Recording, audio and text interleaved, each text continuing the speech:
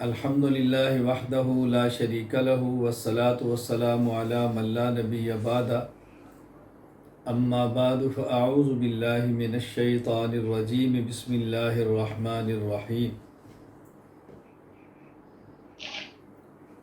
اہدنا الصراط المستقیم صراط الذین انعمت علیہم غیر المغضوب علیہم ولا الضالین اللہم صلی علی محمد وعلی آل محمد کما صلیت علی ابراہیم وعلی آل ابراہیم انک حمید مجید اللہم بارک علی محمد وعلی آل محمد کما بارکت علی ابراہیم وعلی آل ابراہیم انک حمید مجید۔ اللہ رب العزت کا بہت بڑا احسان ہے کہ اللہ تعالیٰ نے ہمیں انسان بنایا ہے۔ مزید اللہ تعالیٰ کا احسان یہ ہے کہ ہمیں اللہ تعالیٰ نے مسلمان بنایا ہے۔ مزید احسان اللہ رب العزت کا یہ ہے کہ ہمیں حضور اکرم صلی اللہ علیہ وسلم کا امتی ہونے کا شرف بخشا ہے، اور مزید احسان یہ ہے کہ اللہ تعالیٰ نے رسول اکرم صلی اللہ علیہ وسلم کے ورثاء وارثین علم نبوت کے ساتھ ہمارا تعلق جوڑا ہے۔ ہمیں جہاں اس بات کا خیال کرنا ہے کہ ہم انسان ہیں، اور جہاں اس بات کا خیال کرنا ہے کہ مسلمان ہیں، جہاں اس بات کا خیال کرنا ہے کہ حضور اکرم صلی اللہ علیہ وسلم کے امتی ہیں، وہاں اس بات کا خیال کرنا ضروری ہے کہ ہمارا تعلق رسول اکرم صلی اللہ علیہ وسلم کے علم کے ورثاء سے۔ دیکھیں، وارث وراثت میں ان تمام چیزوں کا وارث ہوتا ہے جو چیزیں مورث کے پاس ہوتی ہیں۔ ایک سوئی سے لے کر جہاز تک، سوئی سے لے کر جہاز تک ہر چیز کا وارث ہوتا ہے۔ کوئی ایسی چیز نہیں ہوتی کہ جس کو وارث، کوئی چیز ایسی نہیں ہوتی کہ جس کو وارث چھوڑ دے۔ وارث تمام چیزوں کا وارث ہوتا ہے، یہ ذہن نشین فرما لیں۔ میں یہاں بات شروع کرنے سے پہلے دو باتیں عرض کر دیتا ہوں۔ ایک بات کا تعلق ہمارے عقائد کے ساتھ ہے۔ ہمارا عقیدہ ہے کہ رسول اکرم صلی اللہ علیہ وسلم اور دیگر انبیاء علیہ السلام اپنی قبور مبارکہ میں زندہ ہیں۔ اس پر ایک دلیل جو قاسم العلوم والخیرات بانی دارالعلوم دیوبند مولانا محمد قاسم ننوتوی رحمہ اللہ تعالیٰ نے دی ہے، ذرا اس کو سمجھیں۔ اس کا تعلق چونکہ اسی وراثت کی بنیاد پر ہے، اس لیے میں سمجھانا چاہ رہا ہوں۔ حضرت فرماتے ہیں کہ یہ جو حدیث ہے ان العلماء ورثۃ الانبیاء، یہ دلیل حیات بھی ہے۔ کیوں؟ دیکھیں، وارث کسی شخص کا وارث کب بنتا ہے؟ اللہ اکبر! وارث کسی شخص کا وارث کب بنتا ہے؟ اللہ کے نبی صلی اللہ علیہ وسلم فرمایا کہ ما ترکنا وصدقۃ، جو مال نبی چھوڑ کر جائے وہ مال صدقہ ہوتا ہے، اور صدقہ کے لیے ضروری ہے کہ صدقہ کرنے والا بوقت تصدق زندہ ہو، یعنی پیغمبر پر موت آ بھی رہی ہے اور پیغمبر کا مال صدقہ ہو رہا ہے۔ اس کا معنی یہ ہے کہ پیغمبر زندہ ہیں۔ اگر زندہ نہ ہوں تو ان کا مال صدقہ کیسے بنے؟ اللہ اکبر! نبی کا مال صدقہ ہے، اس کا معنی وہ زندہ ہیں۔ پیغمبر کا مال دنیاوی، یہ وراثت میں تقسیم نہ ہونا اس بات کی دلیل ہے کہ نبی زندہ ہیں۔ کیوں؟ مورث کا وارث تب بنتا ہے جب مورث کی ملک سے مال نکل جائے۔ کیونکہ پیغمبر پاک کو قبر میں حیات حاصل ہے، آپ کا مال آپ کی ملک سے نکلا ہی نہیں ہے، تو پھر یہ جو اموال ہیں دنیاوی، اس کا کوئی شخص وارث کب ہو سکتا ہے؟ اس لیے پیغمبر پاک صلی اللہ علیہ وسلم کی جو دنیاوی چیزیں ہیں، مال و دولت، اس کا تو وارث کو ہوتا نہیں، جو ہے پیغمبر کی ملک میں وہ صدقہ بن جاتا ہے۔ تو اموال کا وراثت میں تقسیم نہ ہونا یہ بھی دلیل حیات ہے، اور اموال کا امت میں بطور صدقہ تقسیم ہو جانا یہ بھی دلیل حیات ہے۔ اب ظاہر ہے ہم جو علماء وارث ہیں، تو یہ وارث اس کا معنی کہ اموال و دولت کے نہیں ہیں، تو ہم نبی کے وارث کس چیز میں ہیں؟ پیغمبر کا علم، اس میں وارث ہے۔ ان العلماء ورثۃ الانبیاء، علماء ہی کو پیغمبر کا وارث قرار دیا ہے، حالانکہ پیغمبر پاک نے علم بھی چھوڑا ہے، عمل بھی چھوڑا ہے۔ تو عاملین، زاہدین، عابدین کو نہیں کہا جا رہا، بلکہ علماء کو کہا جا رہا ہے، اس لیے کہ دنیا میں جس قدر کمالات ہیں، ان کمالات کی بنیاد دو چیزیں ہیں، نمبر ایک علم، نمبر دو عمل۔ یعنی کمالات کی دو قسمیں ہیں، کمالات علمیہ، کمالات عملیہ، اور نبوت یہ کمال علمی ہے، نبوت یہ کمال علمی ہے۔ یہ بانی دارالعلوم دیوبند مولانا محمد قاسم نانوتوی رحمہ اللہ کی فکر میں بتا رہا ہوں، تحذیر الناس میں موجود ہے۔ نبوت یہ کمال ہے اور کمال علمی ہے۔ دلیل یہ ہے کسی شخص کا کمال وہ ہوتا ہے جو اس میں ہو اور دوسرے میں نہ ہو، یا جتنا اس میں ہے اتنا دوسرے میں نہ ہو۔ نبوت کا کمال کمال علمی ہے، کیونکہ جتنا علم نبی کے پاس ہوتا ہے اتنا علم بظاہر بھی امت میں کسی کے پاس نہیں ہوتا، بلکہ امت کے سارے افراد کے علوم ملا لیں تب بھی وہ پیغمبر کے علم کے برابر نہیں ہو سکتے۔ باقی رہا عمل، تو بظاہر امتی عمل میں نبی سے بڑھ جاتا ہے۔ بظاہر پیغمبر پاک صلی اللہ علیہ وسلم نے 23 سالہ دور نبوت میں ایک حج فرمایا، امتی کئی کرتا ہے، 4 عمرے فرمائے، امتی سینکڑوں کرتا ہے۔ 23 سالہ دور نبوت میں فرائض کتنے پڑھے؟ امتی کی عمر زیادہ تو زیادہ پڑھ لیتا ہے۔ بظاہر بھی ہم نے اس لیے کہا کہ اعمال میں امتی بظاہر آگے ہو بھی، تو اعمال سے جو مقصود اجر اور ثواب ہے اس میں امتی پھر بھی آگے نہیں ہو سکتا۔ ہمارا اہل سنت والجماعت احناف دیوبند کا عقیدہ ہے، اگر ایک سجدہ پیغمبر کا ادا ہو، امت کے اربوں سجدے وزن اعمال میں اور اجر و ثواب میں اس کے برابر نہیں ہو سکتے۔ کیوں؟ اجر تو ملے گا وزن کے برابر، جتنا عمل کا اجر ہے اسی طرح اس کا جتنا وزن ہے اتنا اجر ملے گا، اور اعمال کا وزن اس کی بنیاد تواضع ہے، تواضع کی بنیاد عظمت ہے، عظمت کی بنیاد معرفت ہے، معرفت کی بنیاد علم اور معلومات ہے۔ ہمارا عقیدہ ہے کہ تنہا پیغمبر پاک صلی اللہ علیہ وسلم کو جو اللہ تعالیٰ کی ذات اور صفات کے بارے میں علم ہے، امت کے اربوں افراد کا علم ایک طرف ہو تو علم مصطفیٰ زیادہ ہے۔ اس کا نتیجہ یہ نکلے گا کہ تنہا رسول اللہ صلی اللہ علیہ وسلم کو جو اللہ کی ذات اور صفات کی معرفت ہے، اربوں افراد امت کی معرفت کو جمع کریں تو معرفت مصطفیٰ زیادہ ہے۔ اس کا نتیجہ یہ نکلے گا کہ تنہا رسول اللہ صلی اللہ علیہ وسلم کے قلب اطہر میں جو اللہ کی عظمت ہے، اربوں افراد امت کے قلوب میں جو عظمت ایک طرف ہو تو عظمت مصطفیٰ زیادہ ہے۔ اس کا نتیجہ یہ نکلے گا کہ تنہا رسول اللہ صلی اللہ علیہ وسلم کے قلب اطہر میں جو اللہ کے لیے تواضع ہے، اربوں افراد امت کے قلوب میں تواضع ایک طرف ہو تو یہ رسول اللہ صلی اللہ علیہ وسلم کے جو قلب میں تواضع سب سے زیادہ ہے۔ تو پھر نتیجہ کیا نکلے گا؟ ایک سجدہ جو پیغمبر کا جس تواضع سے ادا ہوا، اربوں افراد امت کے سجدے جن تواضع سے ادا ہوئے، یہ تواضع زیادہ ہے، لہذا وزن زیادہ ہے اور اجر بھی زیادہ ہے۔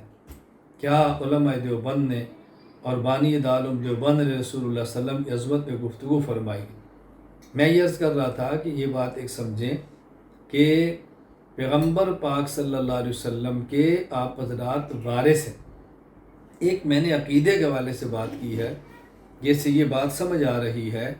نمبر ایک، انبیاء علیہ السلام اپنی قبور مبارکہ میں زندہ ہیں، اور پیغمبر کا جو کمال ہے، اصل کمال، وہ کمال علمی ہے۔ انبیاء میں سے بعض انبیاء دوسروں سے افضل ہیں، تلک رسل فضلنا بعضهم علی بعض۔ ایک نبی دوسرے نبی سے افضل ہے تو اس کی وجہ بھی علم ہے، چونکہ کمال نبوت اور کمال علمی ہے۔ اللہ اکبر!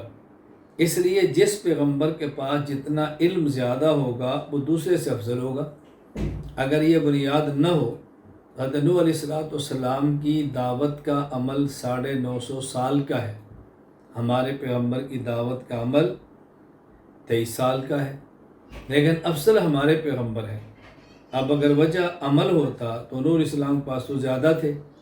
وجہ علم ہے، نبوت کمال علمی ہے، جس میں جتنا کمال ہوگا اتنا وہ دوسرے سے افضل ہوگا۔ ایک بات تو میں نے عقیدے کے حوالے سے کی ہے، دوسری جو بات میں عرض کر رہا ہوں اس کو سمجھیں۔ عالم پیغمبر کی تمام چیزوں کا وارث ہے۔ اس کو میں سمجھانے کے لیے ایک واقعہ پیش کرتا ہوں۔ ایک مرتبہ میرا سبق تھا، اور سبق خواتین میں تھا۔ ایک خاتون آ گئیں جو مسلک کے اعتبار سے ہمارے ساتھ متفق نہیں تھی، غیر مقلدن اہل حدیث۔ اس نے مجھے ایک چٹ لکھ کر سوال کیا کہ کیا کوئی خاتون کسی عالم سے بیعت کر سکتی ہے؟ میں نے کہا جی کر سکتی ہے۔ پوچھا دلیل؟ میں نے کہا قرآن کریم سورۃ الممتحنہ، یا ایھا النبی اذا جاءک المؤمنات مہاجرات یا ایھا النبی اذا جاءک المؤمنات یبایعنک علی الا یشرکن باللہ شیئا ولا یسرقن ولا یزنین ولا یقتلن اولادہن ولا یأتین ببہتان یفترینہ بین ایدیہن وارجلہن ولا یعصینک فی معروف فبایعہن واستغفر لہن اللہ۔ آپ ان کو بیعت کر لیں۔ اس نے ایک بڑا معقول سوال کیا کہ میرا سوال استاد جی یہ نہیں ہے کہ نبی سے بیعت کر سکتی ہے یا نہیں، میرا سوال ہے عالم سے بیعت کر سکتی ہے یا نہیں۔ آپ نے دلیل دی ہے نبی سے بیعت کرنے کی، میرا سوال ہے عالم سے بیعت کرنے کا، تو جو میرا سوال ہے اس پہ دلیل نہیں آئی۔ میں نے کہا بیٹی یہ بات بتاؤ کہ رسول اکرم صلی اللہ علیہ وسلم کے دور میں جب اذان ہو جاتی، مصلی امامت پہ کھڑا ہو کے جماعت کون کراتا؟ کہا جی رسول اللہ صلی اللہ علیہ وسلم۔ میں نے کہا جب کوئی مسئلہ پوچھتا تو فتویٰ کون دیتا؟ کہا جی رسول اکرم صلی اللہ علیہ وسلم۔ میں نے کہا جمعہ ہوتا تو ممبر پہ کھڑا ہو کے خطبہ کون دیتا؟ کہا جی رسول اکرم صلی اللہ علیہ وسلم۔ میں نے کہا سارے کام کون کرتے؟ کہا جی نبی پاک۔ خطبہ نکاح کون دیتا؟ کہا جی نبی پاک۔ میں نے کہا اب نماز کون پڑھائیں گے؟ کہا عالم۔ خطبہ جی عالم، نکاح عالم، فتویٰ عالم۔ تو میں نے کہا خواتین کو بیعت کون کریں گے؟ عالم۔ ظاہر ہے جو کام اللہ کے نبی نے فرمائے وہ سارے کام علماء ہی نے کرنے ہیں، تو جب بیعت خواتین سے اللہ کے نبی لیتے تو اب بھی بیعت خواتین کو علماء ہی کریں گے۔ ہاں یہ بات ضروری ہے کہ جس طرح فتویٰ وہ دے کہ جس نے تخصص کیا ہو یا کسی ماہر مفتی کی نگرانی میں وقت گزارا ہو، اسی طرح بیعت بھی وہ کرے گا کہ جس کو باضابطہ کسی شیخ سے اجازت ملی ہو۔ ایک فن ہے، ہر آدمی اس کا اہل نہیں ہے، لیکن بہرحال بیعت علماء ہی نے کرنا ہے۔ شریعت کا خیال کرنا ہے، پردے کا خیال کرنا ہے، اتباع سنت کا خیال کرنا ہے، تو آپ علماء ہیں، وارثان علوم نبوت ہے، پیغمبر کے علم کے وارث، پیغمبر کی فکر کے وارث، پیغمبر کی سوچ کے وارث، نبی کی دعوت کے وارث۔ تو دین کے ہر شعبے میں کام علماء نے کرنا ہے، لیکن ایک عالم تمام شعبوں میں کام کرے اتنی صلاحیت ہر کسی میں نہیں۔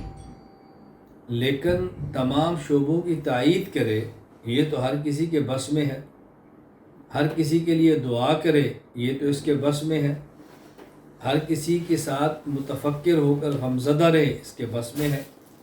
اس لیے جو عالم جس کام میں لگا ہوا ہے، جو عالم دین کے جس شعبے میں مشغول ہے، لگا رہے دل جمی کے ساتھ۔ جس کو اللہ توفیق عطا فرمائے تمام شعبہ ہے دین میں کام کرے، تصنیف و تالیف بھی ہے، تزکیہ نفس بھی ہے، تدریس بھی ہے، دینی سیاست بھی ہے، جتنے امور ہیں، دعوت تبلیغ بھی ہے، لگا رہے۔ اور اگر کوئی شخص ان تمام شعبوں میں کام نہیں کر سکتا، صلاحیت نہیں، تو جس میں کر سکتا ہے وہ کرے، اور جو نہیں کر سکتا ان کے لیے دعا کرے، ان کی تائید کرے، ان کا رفیق بنے، ان کا فریق نہ بنے، ان کے راستے میں رکاوٹ نہ ڈالے، اس بات کا بہت زیادہ خیال کرے۔ اللہ تعالیٰ کا بے حد شکر ہے، اللہ تعالیٰ کا بے حد کرم ہے۔ میں صرف علماء کرام کی خدمت میں یہ بات عرض کرنا چاہتا ہوں، الحمدللہ ثم الحمدللہ، میرے مالک کا بہت کرم ہے کہ دین کے اہم تمام شعبوں میں اللہ رب العزت نے کسی قدر کام لیا ہے۔ یہ اللہ کا کرم ہے، اللہ کا احسان ہے، وگرنہ میں تو نالائق ہوں بہت زیادہ۔ اللہ کا کرم ہے بحمد اللہ تعالی۔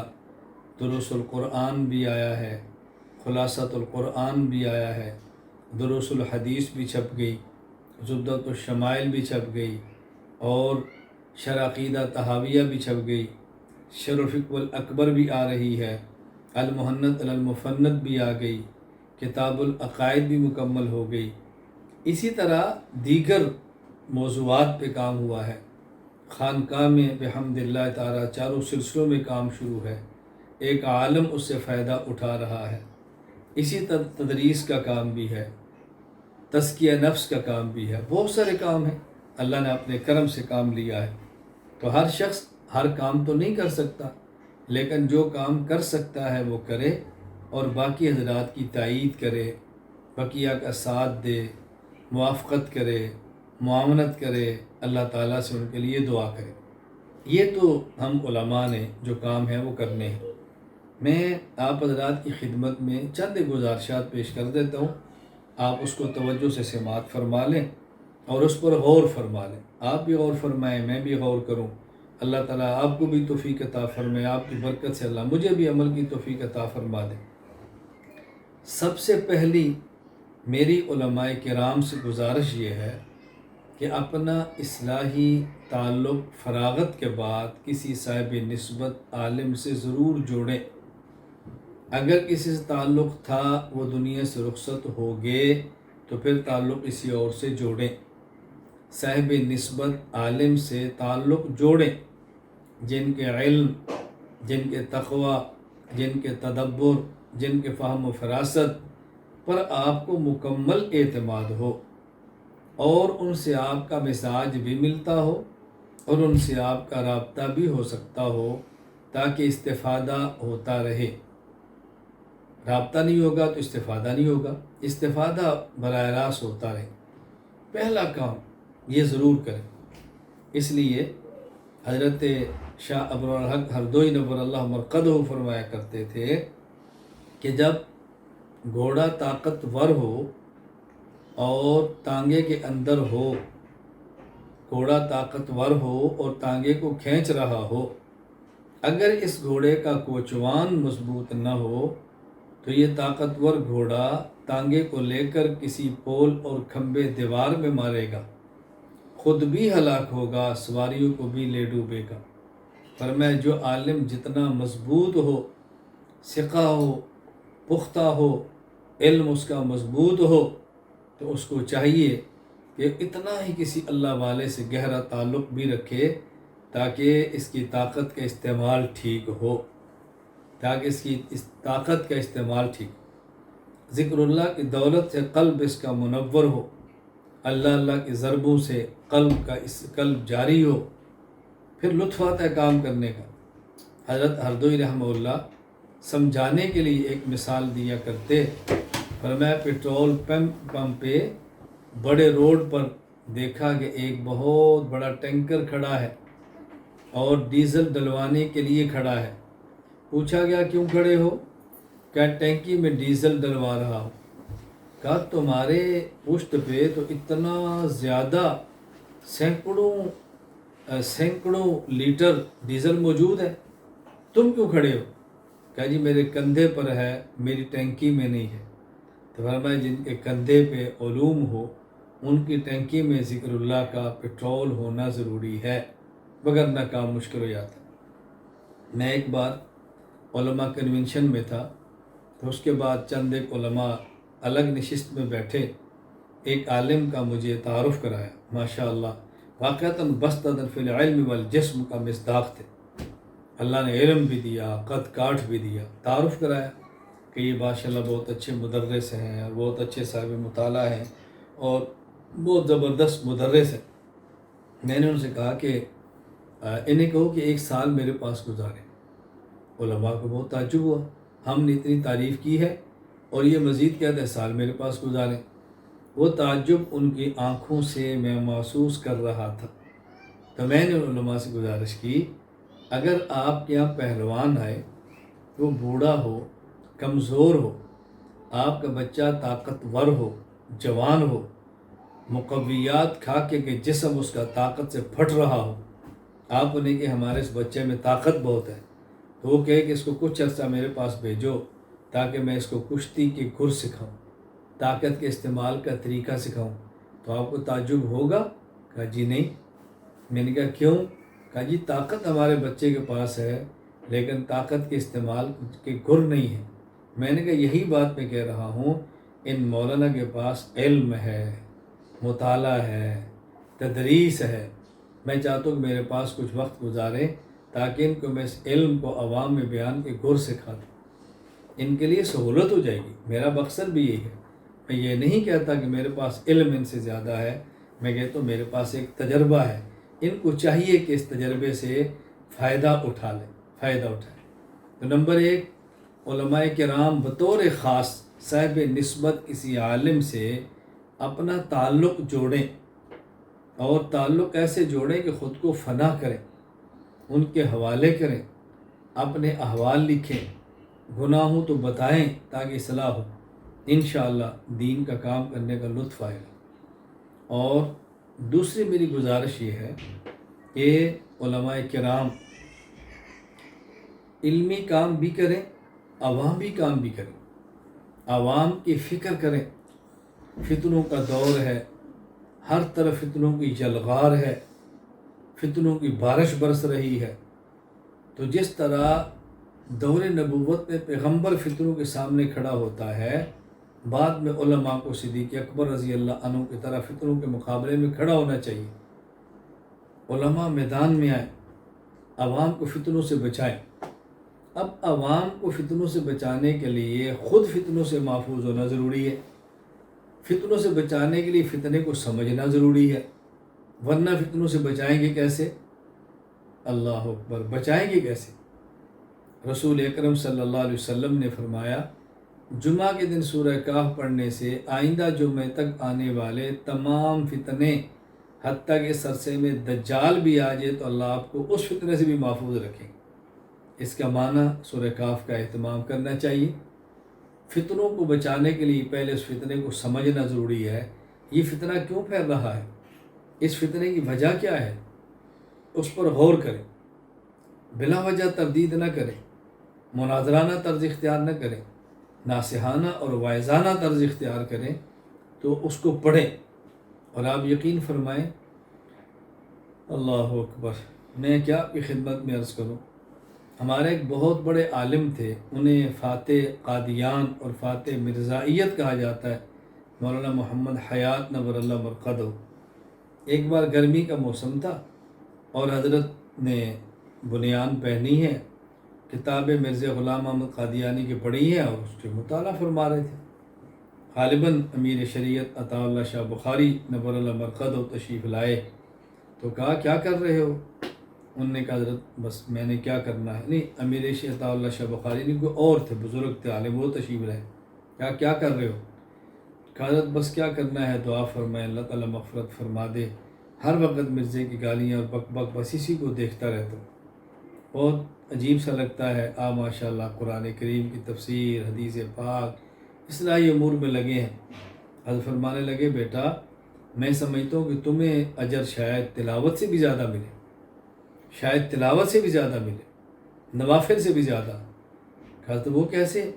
فرمایا دیکھو قرآن کریم کو لوگ رغبت سے پڑھتے ہیں، حدیث پاک کو رغبت سے پڑھتے ہیں، سیرت کو شوق سے پڑھتے ہیں، ذکر محبت عقیدت سے کرتے ہیں، اور ایسے فتین لوگوں کی کتابوں کا مطالعہ کرنا اور ظلمت کو قلب میں نہ آنے دینا یہ بہت مشکل ہے۔ اپنے پیغمبر پاک کی گستاخیوں کو دیکھنا جواب دینے کے لیے بہت دل گردے کا کام ہے۔ اسے دل بڑا رکھو، اللہ تعالیٰ آپ سے بہت بڑا کام لے رہا ہے۔ تو فتنوں کے رد کے لیے فتنے کو سمجھنا ضروری ہے، وگرنہ کیسے کریں گے؟ تو میری دوسری گزارش یہ ہے کہ آپ حضرات کام کریں اور عوام میں کام کریں۔ عوام میں، باقی عوام میں کام کرنا کیسے ہے اس کے لیے سیکھیں۔ دیکھیں بھی رمضان کورس آ رہا ہے، عوام کو متوجہ کریں، عوام کو متوجہ کریں۔ خواتین کا کورس آ رہا ہے، خواتین کو متوجہ کریں۔ بچوں کا کورس آ رہا ہے، اپنے حلقوں میں آواز لگائیں، اور خود رمضان کورس منگوا لیں، اپنی مسجد میں پڑھائیں۔ اعتکاف کورس منگوا لیں، معتکفین کو پڑھائیں۔ خلاصۃ القرآن منگوا لیں، بحمد اللہ تعالیٰ آپ کے ملک سے چھپ گیا ہے، اگر آنے میں دقت ہو تو PDF فائل منگوا لیں۔ ہر تراویح کے بعد رمضان مبارک میں پورے پارے کا خلاصہ بیان فرمائیں، تاکہ رمضان تو صحیح طرح گزرے۔ تراویح پر دلائل از خود پیش کریں، کوئی آپ کیا 8 پڑھتا ہے یا 20، اس کی فکر نہ کریں، 20 پہ دلائل دیں، 3 وطروں پہ دلائل دیں، اپنے اعمال اہل سنت کو پیش کریں، اور انشاءاللہ مساجد کا ماحول ٹھیک ہونا شروع ہوگا، آپ کے علاقے کی عوام کا رخ ٹھیک ہوگا، کیوں نہیں، ضرور ہوگا۔ تو میری آپ سے گزارش کہ عوامی سطح پہ کام کی کوشش کریں، بہت اہتمام کریں۔ نمبر 3، علماء کرام کے لیے جو ہمارے ہاں ایک ترتیب چل رہی ہے، اگر آپ کو اس سے بہتر کی ترتیب لگے تو وہاں جڑیں۔ میرا مقصد آپ کو اپنی ذات، اپنی جماعت کے ساتھ جوڑنا نہیں ہے۔ اللہ گواہ ہے، میں کس درد سے بات کہوں اور میں کیسے بتاؤں میں اس بات کے اندر مخلص ہوں۔ کہیں جڑ جائیں جہاں آپ کو فائدہ ہوتا ہے۔ باقی ہم نے ترتیب بنا لی ہے، انشاءاللہ العزیز رمضان مبارک کے بعد ہمارا ارادہ ہے ہم 1 سالہ تخصص فی العقائد الاسلامیہ کروا رہے ہیں۔ ممکن ہے ہفتے میں 2 دن سبق ہو، اور اس میں بھی 2 گھنٹے ایک دن، 2 گھنٹے ایک دن، زیادہ سے زیادہ ممکن ہے 1 گھنٹے کا سبق ہو۔ بس 10 ماہ سبق ہوں گے، ہفتے میں 2 دن ہوں گے۔ اصول تفسیر، اصول حدیث، اصول افتاء، اصول مناظرہ، اسماء الرجال آپ کو پڑھائیں گے، اور پھر انشاءاللہ پورا سال عقائد کے سبق چلیں گے۔ آپ دیکھنا کتنا لطف آتا ہے۔ ابھی دیکھیں آپ نے دورہ تحقیق المسائل کرایا، دلائل دیے، اب آپ نے پڑھ لی ہے، ہمارے پاس سوال آنا شروع ہو گیا، حضرت فلاں عبارت، 3 وطر پہ فلاں دلیل، فلاں مسئلہ جواب چاہیے۔ میں اس خدمت میں عرض کرتا ہوں، یہی تو میں آپ سے کہہ رہا تھا کہ آپ کورس میں شرکت فرما لو۔ اس وقت آپ سمجھتے تھے کہ مسائل رمضان کا تو ہمیں پتہ ہے، کوئی نئی بات تو نہیں ہے، ہمیں تو پتہ ہے 3 وطر ہے، کوئی نئی بات تو نہیں ہے۔ اب کورس گزر گیا، اب الجھن آ رہی ہے۔ آپ حضرات سے گزارش کروں گا کہ آپ مفتی عبدالستار صاحب سے رابطہ فرما کے وہ کورسز منگوا لیں، اور آن لائن سبق اپنے پاس منگوا لیں، آپ ان کو بھی سن لیں، تو انشاءاللہ بہت فائدہ ہوگا۔ تو علماء کی علمی تربیت کے حوالے سے جو ہمارا نظام چل رہا ہے، اس سے بہتر ہو تو آپ کسی اور جگہ تشریف لے جائیں، اور اگر نہ ہو تو آپ رابطہ فرما کے خدمت کے لیے ہم تیار ہیں۔ آپ یہ علماء کرام کے لیے جو تخصصات ہیں، جو کورسز ہیں، جو دورے ہیں، آپ اس کے اندر شرکت فرمائیں۔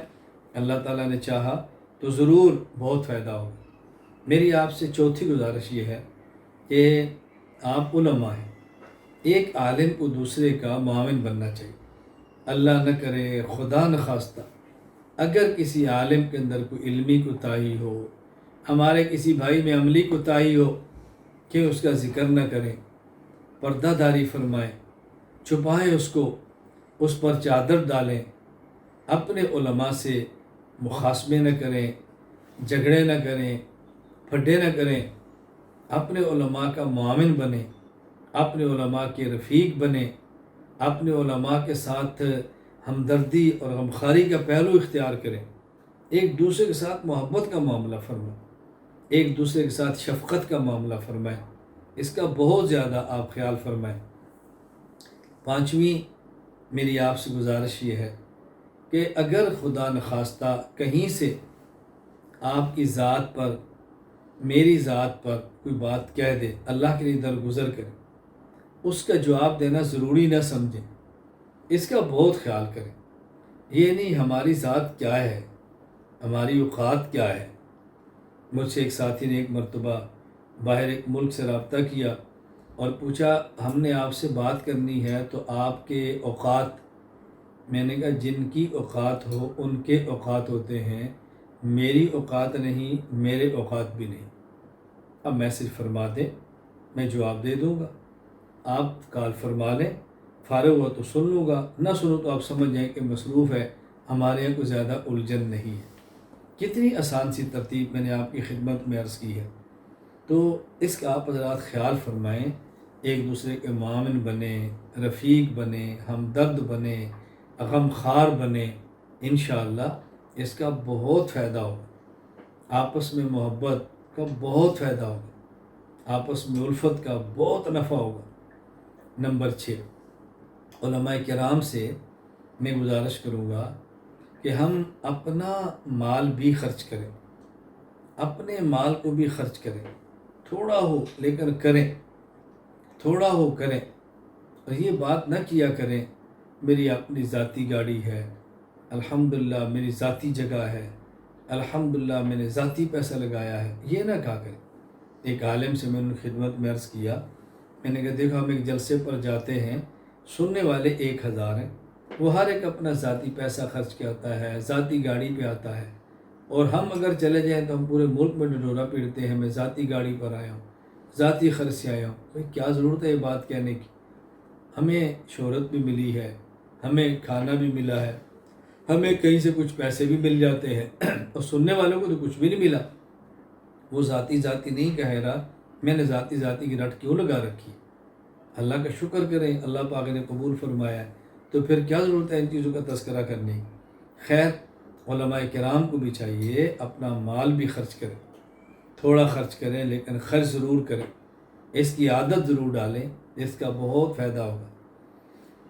نمبر 7، اگر ہمارے اکابر کی رائے کسی مسئلے پر مختلف ہو، دوسرے اکابر ہمارے ہیں ان کی مختلف ہو، کہ جماعتی اختلاف ہو جاتا ہے، کہ نظم کا اختلاف ہو جاتا ہے، کہ مسائل کا اختلاف ہو جاتا ہے، اللہ کے لیے آپ اس کو میدان جنگ نہ بنائیں، مزید ٹکڑوں کو ٹکڑوں میں نہ بانٹیں، ٹکڑوں میں بٹنے والوں کی حمایت نہ کریں، کوشش کریں کہ ہم جوڑ کا سبب بنیں، اس سے بچیں کہ ہم توڑ کا سبب بنیں۔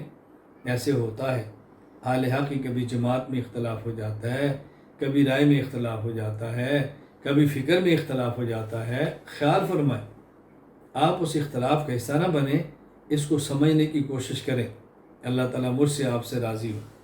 نمبر 8، اگر کسی مسئلے پر ہمارے اکابر کی 2 رائے ہوں، وہ دونوں ہمارے ہیں، آپ کسی رائے کو جو آپ کے علاقے میں مفید ہے اس کو اختیار کر لیں، اور دوسری رائے کی تردید نہ کریں، اور ایک رائے پر ڈٹے مت۔ دونوں ہمارے اکابر ہیں، دونوں کی رائے ہماری رائے ہے، آپ یہ دیکھیں کہ آپ کے علاقے میں کون سی رائے زیادہ مفید ہے، اس کو لے کر چلیں، آپ کے علاقے میں کون سی رائے زیادہ بہتر ہے اس کو لے کر چلیں، تو پھڈا اور ٹکراؤ سے بچنے کی کوشش کریں، اس کا بہت زیادہ خیال فرمائیں۔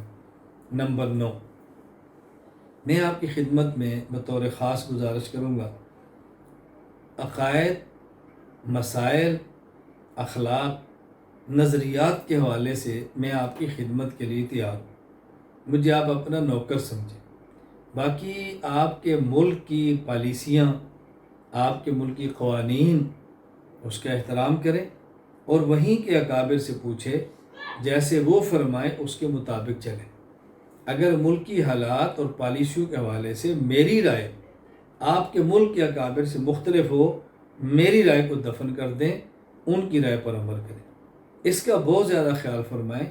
وہ وہاں پہ ہیں، مبتلا بہی ہیں، اہل بیت ہیں، اہل البیت ادری بما فی بیتی، وہ بہتر سمجھتے ہیں اس میں کیا کرنا ہے۔ اس کے لیے نہ مجھ سے پوچھا کریں، نہ مجھ سے رابطہ فرمایا کریں۔ اگر میں کوئی رائے دے بھی دوں اس کو چھوڑ دیا کریں۔ اپنے ملک میں اپنے اکابر کی رائے کا احترام فرمائیں۔ میری 10ویں اور آخری گزارش آپ سے یہ ہے، سب اس کا بہت اہتمام کریں۔ تہجد، اشراق، اوابین، تلاوت، اذکار۔ آپ کا کسی شیخ سے بیعت کا تعلق ہے، ان کی ہدایات کے مطابق چلیں۔ نہیں ہے پھر بھی اعمال کی پابندی کریں۔ وہ بھی کوئی عالم ہے جو تہجد نہ پڑھے، وہ بھی کوئی عالم ہے جو اذکار نہ کرے، وہ بھی کوئی عالم ہے جو دین کی فکر نہ کرے، میں بھی کوئی عالم اگر میں ان چیزوں کا خیال نہیں کرتا۔ اس کا بہت خیال کریں، اور اس کے ساتھ ساتھ اللہ تعالیٰ سے مانگنے کا بہت خیال کریں۔ اللہ سے مانگنا، اللہ سے رجوع، رونا اور رو رو کر خدا سے مانگنا، اس کا بہت خیال کریں۔ دعائیں بہت مانگیں، دعائیں بہت مانگیں، دعائیں بہت مانگیں۔ خلوت میں مانگیں، جلوت میں مانگیں، اپنی ضرورتیں مانگیں، بھائیوں کی مانگیں، پورے عالم کے مسلمانوں کے لیے مانگیں۔ بس مانگنے کا اہتمام کریں۔ میں نے مختصر وقت میں یہ 10 سے گزارشات آپ کی خدمت میں پیش کی ہیں۔ فی الوقت آپ اس کو کافی سمجھیں۔ اللہ نے چاہا تو انشاءاللہ ہمارا اور آپ کا رابطہ بھی رہے گا۔ انشاءاللہ کورسز بھی ہوں گے، دورہ جات بھی ہوں گے۔ آپ اس میں شرکت فرماتے رہیں گے تو وہی ہمارا فائدہ ہوگا، ہماری آخرت بنے گی، ہماری قبر بنے گی۔ دنیا تو بہت مختصر ہے، آج نہ گئی تو کل گئی، آج مرے یا کل مرے۔ کوئی صحت کا اعتبار نہیں ہے، کوئی صحت کا اعتبار نہیں ہے، کوئی دولت کا اعتبار نہیں ہے، کوئی زندگی کا اعتبار نہیں، کسی بھی چیز کا نہیں ہے۔ بس جو وقت اللہ نے دیا ہے اللہ دین کے لیے لے لے تو اللہ کا احسان ہوگا۔ جو کچھ اللہ نے صحت دیا وہ دین پہ لگ جائے تو اللہ کا کرم ہوگا۔ جو 2 پیسے خدا نے دیے وہ دین پہ لگ جائیں تو اللہ کا کرم ہوگا۔ دعاؤں کا بہت اہتمام کریں۔ اللہ تعالیٰ مجھ سے بھی راضی ہو، اللہ آپ سے بھی راضی ہو۔ میں آپ تمام حضرات کا شکریہ ادا کرتا ہوں کہ آپ نے وقت دیا ہے، آپ نے بات سنی ہے، خدمت کا موقع دیا ہے۔ اللہ گواہ ہے یہ آپ کا میرے اوپر احسان ہے، یہ میرے اوپر احسان ہے۔ میں کئی بار عرض کرتا ہوں، ہمارے پاس علماء رابطہ کرتے ہیں کہ جی آپ ہمارے لیے وقت دیتے ہیں۔ میں نے کبھی وقت دینا تو آپ کی مہربانی ہے کہ آپ نے وقت دیا اور ہمیں بات کرنے کا موقع ملا ہے۔ آپ نہ بات کرنے کا موقع دیتے تو میں کس سے بات کرتا؟ کتنا اللہ کا کرم ہے، اللہ نے دین کی نسبت سے ہمیں جڑنے کا موقع عطا فرما دیا۔ اللہ تعالیٰ مجھ سے اور آپ سے راضی ہو جائے۔ یہ 10 گزارشات میں نے آپ کی خدمت میں پیش کی ہیں۔ اللہ کے لیے آپ اس کو مضبوط تھام لیں، مضبوطی سے رکھ لیں۔ اللہ مجھے بھی اور آپ کو بھی عمل کی توفیق عطا فرمائے۔ وآخر دعوانا ان الحمد للہ رب العالمین۔ الحمد للہ رب العالمین، والصلاة والسلام علی رسولہ وعلی آلہ وصحابہ اجمعین۔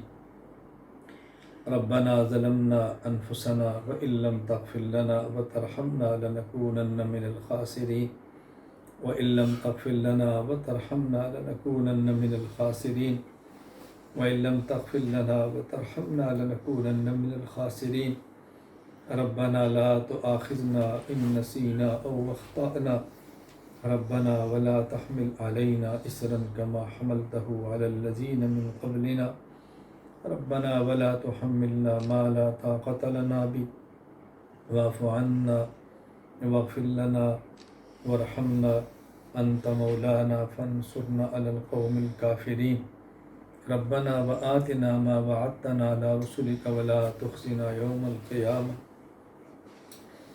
ولا تخزنا يوم القيامة، ولا تخزنا يوم القيامة۔ یا اللہ ہمیں دنیا اور آخرت کی رسوائی سے بچا لے، یا اللہ دنیا اور آخرت کی ذلت سے بچا لے، اللہ دنیا اور آخرت کی پریشانی اور شرمندگی سے بچا لے۔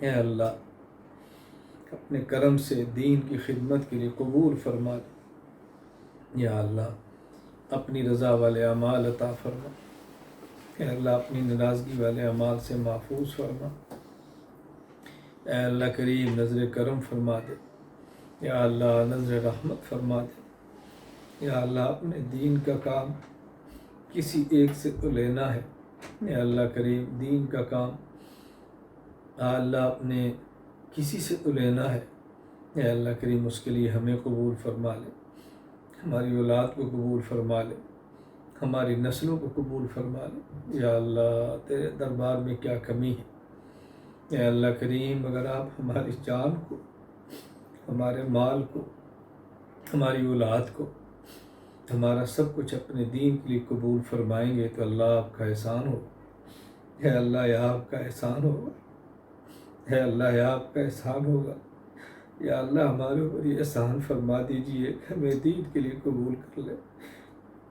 اللہ نہ آپ محتاج ہیں، نہ آپ کا دین محتاج ہے، اے اللہ ہم ہی محتاج ہیں، اے اللہ ہم ہی محتاج ہیں، اے اللہ ہم ہی محتاج ہیں، اے اللہ اپنے در کا محتاج بنا کر غیروں سے غنی فرما، اے اللہ ہماری ضرورتیں اپنے خزانہ غیب سے پوری فرما دے، اے اللہ کریم ہماری ضرورتیں اپنے خزانہ غیب سے پوری فرما دے، یا اللہ ہماری ضرورتیں خزانہ غیب سے پوری فرما دے، دین کے راستے میں جتنی رکاوٹیں ہیں سب ختم فرما دے، اے اللہ کریم مشکلات کو عافیت کے ساتھ تبدیل فرما دے، اے اللہ پورے عالم میں دین کی خدمت کے لیے اے اللہ اسفار کو آسان فرما دے، اے اللہ کریم اہل علم کے قلوب کو متوجہ فرما دے، اے اللہ کریم اہل خیر کے قلوب کو متوجہ فرما دے، اے اللہ ہمارے جو حضرات اس بیان میں شریک ہیں اپنی شان کے مطابق ان کو اجر دے دے، اے اللہ ان کے علوم میں برکت دے دے، اے اللہ ان کے اعمال میں برکت دے دے، اے اللہ ہمارا آج کا جو یہ مختصر سا اے اللہ ایک پروگرام ہوا، ہمارے اس کے جو میزبان ہیں اے اللہ جو داعی ہیں ڈاکٹر مذکر، مولانا جابر، دیگر میں تو سب سے واقف نہیں ہوں، اے اللہ کریم اپنے کرم سے تو ان کو مزید توفیق عطا فرما دے، اے اللہ اپنی شان کے مطابق ان کو اجر عطا فرما دے، اے اللہ تیرا کتنا کرم ہے کہ تو نے ایسے اسباب پیدا فرما دیے کہ ہمارے تھوڑا سا وقت گناہوں سے بچ کے دین پہ لگ گیا، اللہ ہماری 24 گھنٹے کی زندگی کو یا اللہ دین والا بنا دے، دین کی خدمت والا بنا دے، اے اللہ درد عطا فرما دے، فکر عطا فرما دے، یا اللہ کڑن عطا فرما دے، اے اللہ کریم اپنے کرم سے قبول فرما دے، اے اللہ ہمیں بھی قبول فرما لے، ہماری اولاد کو بھی قبول فرما لے، یا اللہ ہمیں بھی قبول فرما لے، ہماری اولاد کو بھی قبول فرما لے، یا اللہ یہ جو حضرات تشریف فرما ہے، کوئی بیمار ہے تو صحت دے دے، کسی کی ضرورت ہے تو پوری فرما دے، کوئی حاجت ہے تو پوری فرما دے، کوئی دکھ ہے پریشانی ہے تو ختم فرما دے، کسی کے والدین دنیا سے چلے گئے ہیں تو والدین کی مغفرت فرما دے، کسی کے والدین زندہ ہیں اللہ ان کو صحت و عافیت والی زندگی عطا فرما دے، اے اللہ ہمارا خاتمہ ایمان پر فرما دے، قبر کے عذاب سے محفوظ فرما لے، اے اللہ کریم اپنے عرش کا سایہ نصیب فرما دے، اے اللہ کریم اعمال نامہ دائیں ہاتھ میں عطا فرما دے، یا اللہ یا کریم دنیا بھر کے مسلمانوں کی حفاظت فرما دے، مسلمانوں میں اتفاق و اتحاد پیدا فرما دے، اغیار کی سازشوں سے ہماری حفاظت فرما دے، جو دعائیں مانگیں اپنے کرم سے قبول فرما لے، وصلی اللہ تعالی علی رسولی خیر خلقہ محمد وعلی آلہ و صحابہ اجمعین، آمین برحمتک یا ارحم الراحمین۔